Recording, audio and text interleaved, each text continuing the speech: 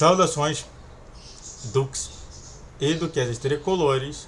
Aqui quem fala é Duque Tricolor, para mais uma análise de um texto maravilhoso, como sempre, deve ser, não sei, não li nada, do Dedé Moreira para o Netflix. Vamos ver como que é o texto dele, vamos analisar bastante, vou dar minhas opiniões e minhas instruções psicológicas aqui. Então sente no sofá ou na poltrona, deite na cama, relaxe, me escute e entre no meu divã. Então vamos lá. Flupress, o nosso renascimento. Calma. Eu acho que mesmo tendo apenas 3 palavras, ela é muito forte. O nosso renascimento, ou seja, o renascimento tricolor. E bom, eu não acho que ainda seja assim, tá? Eu acho que a gente precisa tomar muito mais cautela de falar em processo de renascimento. Isso me preocupa bastante, porque se de lado a gente está tendo tudo isso que a gente está vendo no Fluminense, várias vitórias com goleadas, isso aqui eu fiz pós-jogo dos Strongers, que a gente acabou ganhando apenas de 1-0, e com a possibilidade até dos Strongers empatar o jogo, teve essa oportunidade. Eu acho que a gente tem que tomar mais cuidado, tá? Eu falo que a situação piora é justamente você aprender que sempre pode piorar a situação. Entende? Mas vamos ver o que ele falou sobre isso. Pra quem não sabe, Dedé Moreira que fez isso, né? De Dedé Moreira. Então vamos lá. Na história, é muito difícil analisar os fenômenos no momento em que eles estão ocorrendo. Exatamente. Tanto que eu falo que o meu vídeo falando sobre o vórtice temporal, né, quando o Dedé Moreira consegue voltar ir pro futuro, falar o que aconteceu e voltar pro passado, é muito interessante, né, que é o chamado vórtice temporal. Pra quem não sabe, o vórtice temporal, e é um vídeo do meu canal, é justamente aquela situação, né? Na ficção científica, o vórtice temporal, vortex temporal, é uma forma que as máquinas do tempo têm para viajar do tempo. Entende? E eu acho que o Dedé Moreira ele viaja muito no tempo. É impressionante, né? A gente leu, por exemplo, o Peso do Fla-Flu do Dedé Moreira e ele realmente demonstrou factual do porquê ia ser difícil e porquê a gente poderia virar. Só para você ter uma noção dessa. Então, sim, sem discordância. A gente dificilmente tem um distanciamento necessário para perceber as grandes revoluções. Exatamente. Sabe, a gente vive numa bolha. Existe uma coisa chamada de ciclo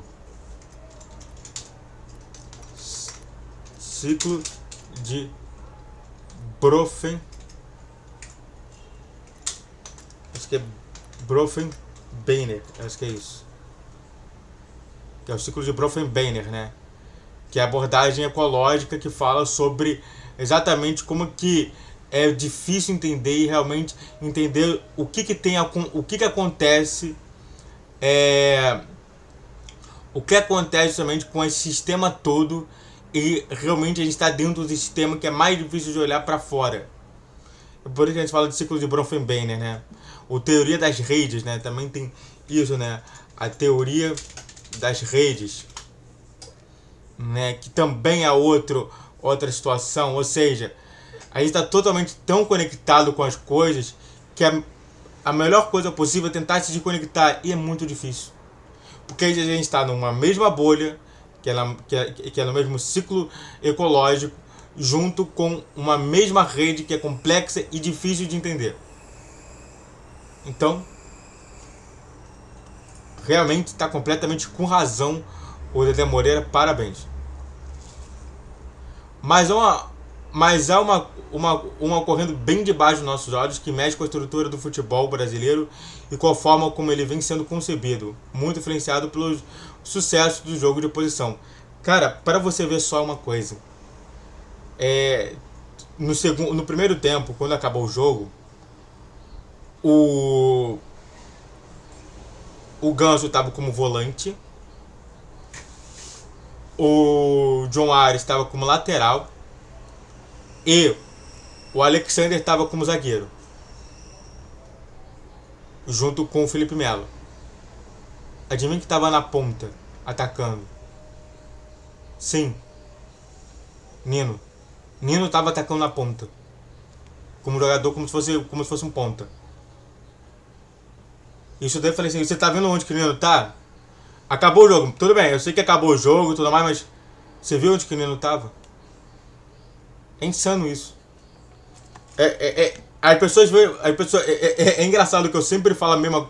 Eu quando eu tô no jogo e as pessoas vêm falar de posição pra mim, eu falo assim: você sabe onde que realmente por exemplo, o Nino tá se posicionando? Não sei. E ninguém sabe.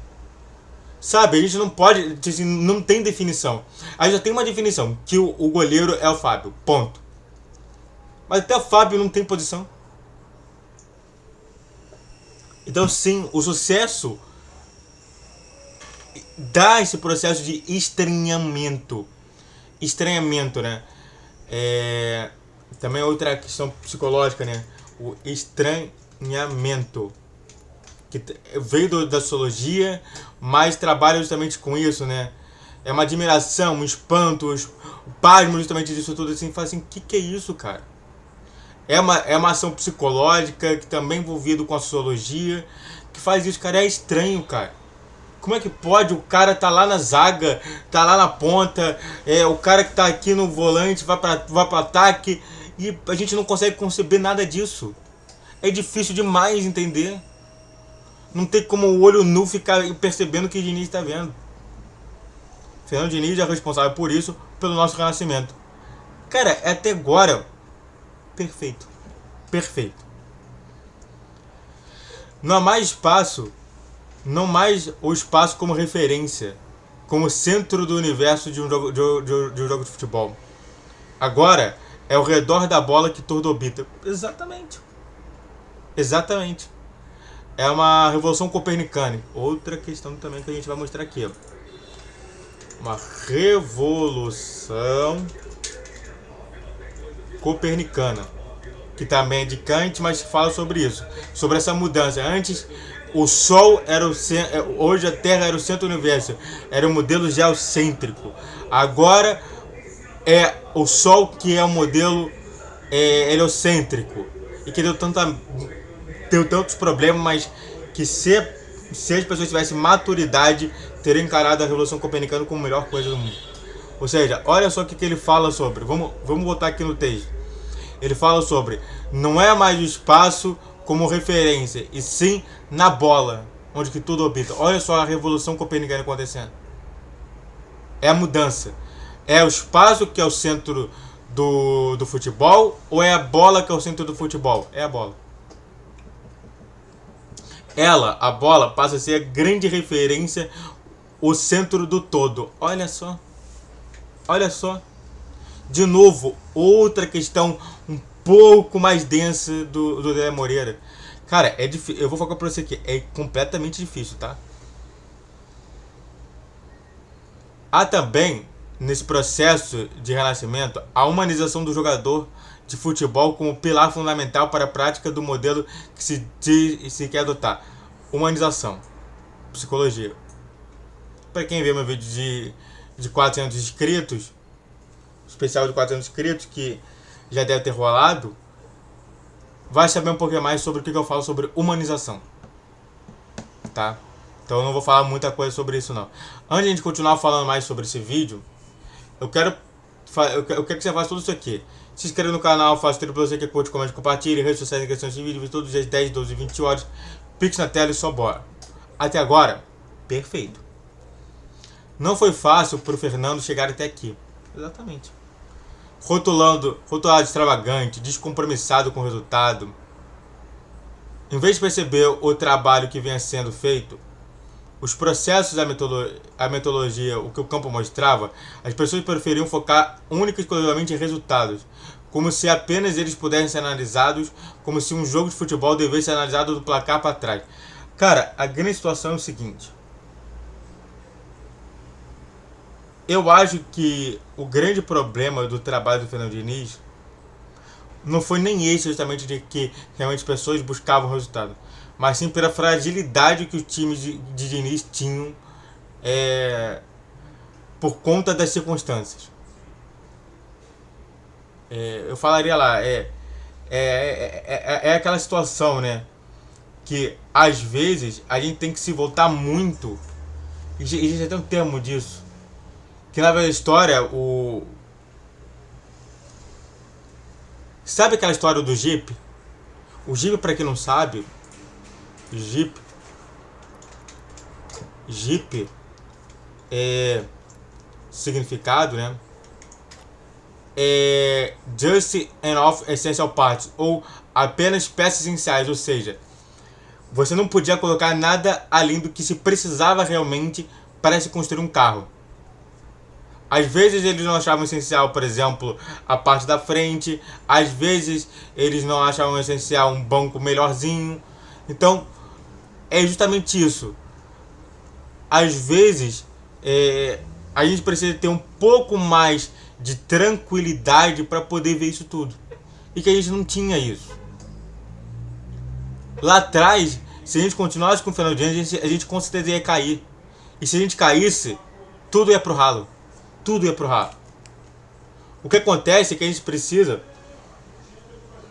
justamente de um modelo que realmente garanta que a gente fique na Série A desse Brasileirão. E a gente tem? Não tem. A gente não tem esse modelo que garante a Série A. Agora temos. E é por isso que ele dá pra ver um pouco melhor. E sabe, isso daí me lembra muito o próprio Pep Guardiola, justamente, no Barcelona. Que a estrutura era: aguarde que o Pep Guardiola vai fazer um trabalho muito bom. E fez. Era espetacular, ganhava títulos. E por quê? Porque tinha a estabilidade nisso tudo. Então sim, eu concordo que essas pessoas realmente focariam em resultados por medo justamente de cair para a Série B. Agora a gente não tem medo. Então dá para focar em outras coisas. É justamente isso, né? É aquela... Aí a gente tem que sair um pouco disso e entrar justamente numa outra questão, que é a pirâmide de Maslow. A pirâmide de Maslow, ela fala sobre as necessidades das pessoas, né? A fisiológica, a segurança, a social, a estima e a realização pessoal. Cara, se você não consegue ter a fisiológica, você não vai ter segurança. Se você não tiver segurança, você não vai ter social. Então, primeira coisa, vamos separar isso aqui em três: a segurança fisiológica, a estima social e a realização pessoal. Ou seja, a gente saiu desse processo. A gente está tranquilo que o Fluminense não vai cair em 2023. Como que a gente podia não ter caído em 2022. Então deu uma segurança pro processo do Diniz. Saindo dessa segurança, vamos também trabalhar para melhorar isso, que é a estima social.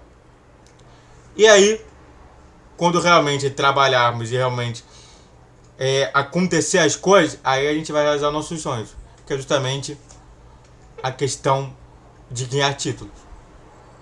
É isso que tem que acontecer. O Fluminense só ganhou o título ano passado porque já tinha uma certa segurança e estabilidade. A gente já não estava falando mais em cair para a Série B. A gente jogou até mesmo com o Abel. A gente jogou um campeonato carioca com o Abel como técnico. Se eles falam mal do Paulo Souza, a gente também fala mal do Abel, que era um técnico ruim. Mas a gente precisa de estabilidade. Então sim, eu concordo completamente com as pessoas que falaram muito em resultados. Hoje não. Porque hoje a gente tem uma segurança suficiente para fazer isso. Fernando sempre foi competitivo ao extremo. Só que nunca abandonou as suas convicções. A forma como ele entende que está mais perto de ganhar os jogos é a que ele pratica. Exatamente isso. Mas como que isso aconteceu? Com estabilidade. Ótimo. Também aqui o nosso renascimento atua, porque ele muda o foco da análise. Olha só, viu? Olha só, vamos ver se eu acertei. Cada vez mais a gente está discutindo aspectos do jogo, A gente tá conseguindo perceber que resultados não definem quem é bom e quem é ruim. Olha só, vamos ver se ele explica do porquê ele falou isso. Ah, mas tudo isso porque ganhou um carioca? Amigos, percebam uma coisa: o Fluminense não ganhou um carioca. O que o Fluminense fez naquele domingo foi simplesmente pegar um século de rivalidade, um sem número de decisões difíceis, equilibradas, decididas no detalhe e levar o jogo de um jeito, sempre tendo a bola como principal referência. Que o seu adversário, um time multicampeão de tudo nos últimos anos, parecia um time de outra divisão. Exatamente. Eu acho que mesmo com o Vitor Pereira, a dificuldade foi enorme. Aliás, e se aquela bola que o Léo Pereira cabeceou entrasse pro gol? E se, por exemplo, um chute do Gabigol entrasse pro gol e fosse 4-2 e ia pro pênalti? O que aconteceria? Tudo isso daí é questionamentos. Hoje, esse time que realmente era muito mais pensando em Libertadores, em Campeonato Brasileiro, em Copa do Brasil, hoje está tendo que se estruturar de novo, com novos técnicos. Está mudando toda uma estrutura. Então sim, eu só estou acompanhando ele nesse caso. O Maracanã assistiu naquele domingo o maior atropelamento que se viu em uma final da sua história. Tudo tendo em vista a diferença do orçamento, reflexo de um modelo pernicioso adotado pós-implosão do Clube dos 13, esse jogo quebrou todos os paradigmas possíveis do mundo do futebol. É isso que eu falei, né? Se você notar na Copa do Brasil, o que é que você nota na Copa do Brasil? Você pega a diferença entre o Maringá e o Flamengo, o Paysandu e o Fluminense, a gente vê claramente que mesmo o Fluminense com menos orçamento ainda traz mais terror para os times adversários do que um time com um grande orçamento como o Flamengo. Aliás, a diferença é grotesca. Se você pegar o orçamento do Fluminense, o orçamento do Flamengo, e realmente pegar o orçamento do Maringá e o orçamento do Paysandu, o Paysandu tem mais orçamento do que o Maringá, porém jogou de forma pior do que o Maringá. Enquanto isso, a gente teve justamente ali também a diferença. Quer dizer, enquanto a diferença é, sei lá, 100 ou 200 vezes, pelo menos 100 vezes mais, o clube do Maringá ele é 100 vezes mais barato do que o do Flamengo, o do Fluminense perante ao Paysandu é 5 vezes. Mas parece que o time do Fluminense está em outra divisão e o time do Flamengo está lá rebaixado. É muito insano isso tudo, ver. É só pra você ver a questão dos orçamentos e tudo mais que a gente tá vendo ali. O Maracanã assistiu naquele domingo o maior atropelamento que se viu. E aí depois veio outro jogo na terça. E veio outro jogo no sábado. E foram mais 2 vitórias goleadas. 10 gols em 3 jogos. Uma torcida absolutamente empolgada, outra de boca aberta com futebol praticado. Mas a gente ganhou de 1-0 agora. Isso muda? Mudaria a opinião? Não sei. Eu fico rindo de quem pede taça a tudo o que gente tem visto desde mais de 2022. Esse Fluminense, como eu li outro dia numa rede social, ganha um título a cada jogo. A cada sensação que produz. A cada êxtase da arquibancada, e isso é cada vez mais frequente no universo tricolor. É justamente isso. Foi uma mudança justamente de status do torcedor e de como que ele está encarando isso tudo. Eu não tenho a menor ideia se o Fluminense vai ganhar a Libertadores, Copa do Brasil, Campeonato Brasileiro. Isso depende de N fatores que muitas vezes ninguém pode controlar. É o imponderável, né? Que a gente sempre fala. É justamente isso. A gente acredita que pode ganhar, mas se não ganhar, pelo menos já está tranquilo. A gente já está no lucro, tá? É sempre essa questão de lucro, né? Que a gente comentaria na psicologia. O que temos é a certeza absoluta de que se viveu nesse último ano. Tem gente que diz que só viu na máquina, que eu não vi. Eu também não vi também. Tem gente que diz que nunca viu nada igual. O fato é que Fernando Diniz e seu Fluminense estão na história. Sim. E muito na história. Daqui a 30 anos a gente vai contar para os filhos, netos, bisnetos, tudo que está vivendo com um suspiro de felicidade. Aquele Fluminense do Diniz. Eu tenho 40 anos de arquibancada. Eu já vi o Fluminense levantar taça, perder taça, ganhar jogos, perder jogos. Já me emocionei, já tive raiva. Mas eu nunca vi nada parecido com esse Fluminense. Se você considerar, por exemplo, 2010... por exemplo, eu me lembro muito mais justamente de 2008 a 2014. E aí tive aquele lapso lá de não ver muito futebol por conta da minha faculdade. Mas realmente é diferente, tá? Esse Fluminense é o maior time de todos os tempos. Não acho que seja o maior time de todos os tempos, não. Porque é revolucionário, quebra paradigma e traz de volta toda a natureza do futebol brasileiro. Tão machucado por tanta gente ruim nas últimas décadas. Exatamente. Quando a gente tem como técnico um cara chamado Adernot Tite, de seleção, onde só ganhava de 1-0 e a proposta dele era ser defensivo. Só que a seleção brasileira não permite isso. E foi isso que a gente perdeu. 2 títulos. E não é necessário título para testar isso. Só saber sentir, desfrutar e deixar se apaixonar. A cada jogo a história sendo feita, cada jogo vale mais que uma taça. Amanhã tem mais, que nesse caso ele fala sobre o Fluminense Strongest, saudações tricolores. E bom, só pra gente analisar aqui. Ótimo texto, eu sei que foi um texto até longo, eu falei bastante sobre essas coisas, mas eu queria demonstrar pra vocês que ler um texto do Dedé Moreira é ter um pouco mais de profundidade do que o normal. A única coisa que ele não conseguiu responder, que ele falou lá, sobre o que ele falou aqui,